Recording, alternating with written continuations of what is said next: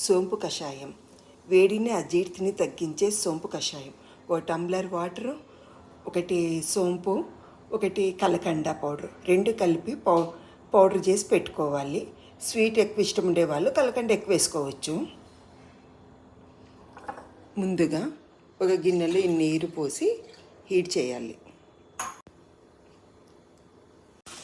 నీరు మరిగిన తర్వాత చిన్న స్పూన్తో 2 స్పూన్స్ పౌడర్ వేసి 2 మినిట్స్ మరిగించాలి. ఇలా మరిగిన కషాయాన్ని ఒక కప్పులోకి వడేసుకోవాలి.